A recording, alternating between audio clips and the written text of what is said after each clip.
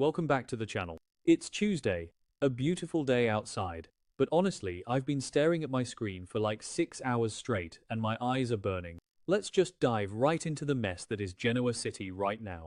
And honestly, I don't even know where to begin with Nick Newman today. I really don't. Because just when you think the guy has hit rock bottom, the writers hand him a shovel and he just keeps digging. So let's talk about this whole motel room nightmare with Marie. Marie Kirkland, or Marie Wilson as some people online are calling her. Honestly, I can't even keep the name straight anymore because my brain is just fried from following this storyline. But you guys know who I mean. Jade Harlow's new character. The woman who came to town pretending to be this sweet, innocent friend to Nick when he was at his lowest, only for Victor to expose her as a pawn working for Matt Clark. But here is the crazy part. Even after Victor drops that massive truth bomb on Nick, even after Nick's entire world is shattered by the betrayal, he doesn't run away from her.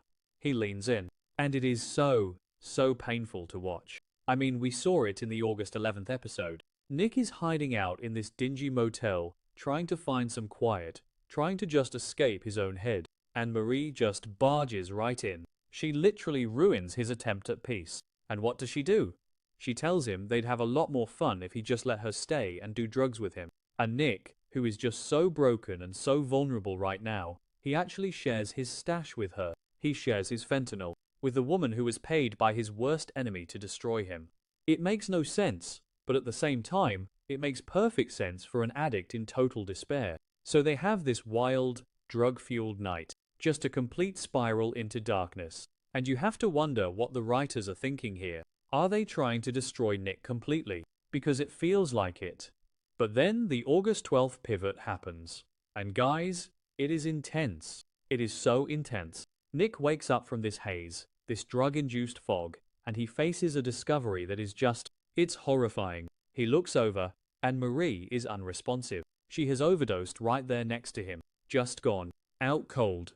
Total panic. And you can just feel the sheer terror radiating off the screen. Nick is scrambling. He's shaking, he's sweating, he's probably still half high himself, and he realizes that the woman lying next to him might be dead. So he grabs his phone, he fumbles with the buttons, he calls 911, and he's doing chest compressions, he's trying to revive her, he's screaming her name. It's a chaotic, messy, ugly scene. And it's brilliant television, honestly, because Nick has been the one needing saving for so long. He almost died of an overdose himself. Remember when Matt Clark pushed him to the brink, and Phyllis had to basically save his life? Nick knows exactly what it feels like to be on the edge of death from this poison, and now he is watching someone else cross that line because of the drugs he shared with her. The guilt, the absolute crushing guilt that must be weighing on him in that moment. It's heavy, but let's be real for a second. Nick has a massive hero complex. He always has. He always needs to save the broken women in his life. He did it with Sharon for years. He did it with Phyllis. He did it with Chelsea. And now here is Marie, literally dying on the floor of a cheap motel, and Nick is thrust right back into that savior role. Maybe it's a trauma response.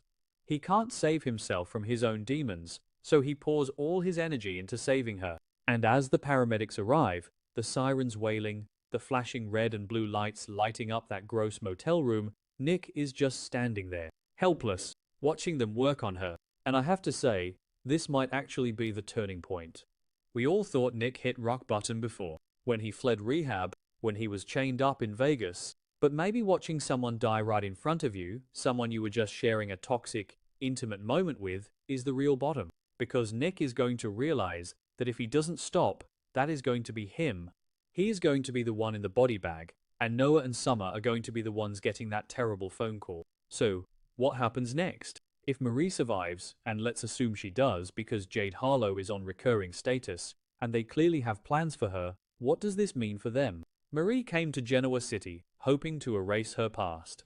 She wanted a clean slate. Yes, she got tangled up in Matt Clark's sick games, and yes, she did some terrible things to Nick. But maybe I'm being too harsh on her. Okay, that sounded dramatic, but you get what I mean. Marie is a victim of Matt Clark too. She has her own tragic past that Matt caused, and she was only gathering evidence to get revenge on him. She got in way over her head. She's broken, just like Nick. And fans on social media are already going crazy over this. Some people are saying Nick needs to run far away from her. but others are seeing the chemistry, because there is chemistry there. It's dark, it's toxic, but it's there. And if Nick saves her life, that changes everything. That creates a bond that is really hard to break. I can totally see a storyline where Nick sits by her hospital bed, holding her hand, and when she wakes up, they have this raw, emotional conversation. No yelling, no anger about the betrayal. Just two broken people realizing they are going to die if they don't change. I think Nick is going to convince her to go to rehab with him. I really do. I think he's going to look at her and say, "We can't do this anymore. We have to get clean." And they are going to enter a facility together. A joint recovery storyline, which honestly would be amazing. It gives Nick a purpose. It gives him a reason to fight the fentanyl withdrawals. He's fighting for himself, but he's also fighting to show Marie that a better life is possible. But wait, let me back up. What about her estranged husband? The spoilers mentioned she might eventually try to mend fences with him. But how can she go back to her old life after experiencing this kind of near-death trauma with Nick? If Nick is the one who breathed life back into her lungs, if he is the one who pulls her out of the darkness, she is going to fall for him. It's inevitable. A trauma bond romance is classic soap opera material. And honestly, Nick needs someone who isn't Sharon or Phyllis right now. He needs a fresh start just as much as Marie does. And let's zoom out and look at the bigger picture here. How does this fit into the show's usual style? The Newmans are always dealing with these massive life or death stakes. Victor is probably going to lose his mind when he finds out Nick is still hanging around Marie. Victor literally did all the legwork to expose Marie's connection to Matt Clark to protect his son. He shoved the truth right in Nick's face to save him. And Victor is going to be furious that Nick didn't immediately cut ties. Victor doesn't understand addiction. He doesn't understand that logic and reason go out the window when you are craving a hit. Victor just sees weakness. So we are definitely going to get some explosive scenes between Victor and Nick. "You foolish boy." I can hear Victor yelling it now. But who actually believes Victor's tough love is going to work this time? It never does. Victor's interference usually just pushes his kids further away. Nick needs to do this on his own terms. And saving Marie might be the catalyst. And what about Matt Clark? Oh my god, Matt is going to be livid. Matt orchestrated this entire thing. He used Marie to push Nick deeper into addiction because he wanted Nick to destroy himself. Matt wanted to sit back and watch the golden Newman boy rot. But instead, Matt's plan might actually be the thing that saves Nick. Because if Marie hadn't overdosed, Nick might have just kept using until his heart stopped.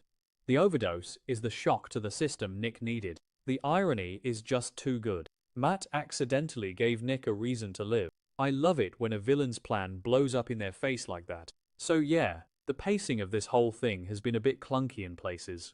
Like, one minute Marie is the enemy, the next minute they are doing drugs in a motel, and now he is saving her life. It feels a bit rushed, but I'm honestly here for the emotional payoff. Joshua Morrow is going to act the hell out of these scenes. We know he can deliver when he's given heavy, emotional material. The panic, the tears, the desperation.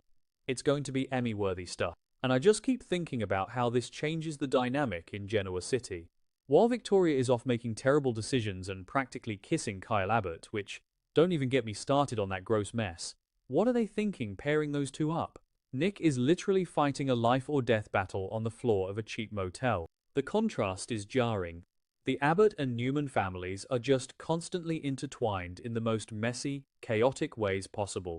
I just really hope the writers don't drop the ball on the recovery aspect. Addiction isn't cured overnight. If Nick and Marie go to rehab, I want to see the struggle. I want to see the withdrawals, the shakes, the moments where they almost give up. They can't just walk out of a clinic 2 weeks later, completely cured and ready to start dating. It needs to be a slow burn. They need to earn their redemption. But honestly, I'm invested. I am so invested in seeing where Nick and Marie go from here.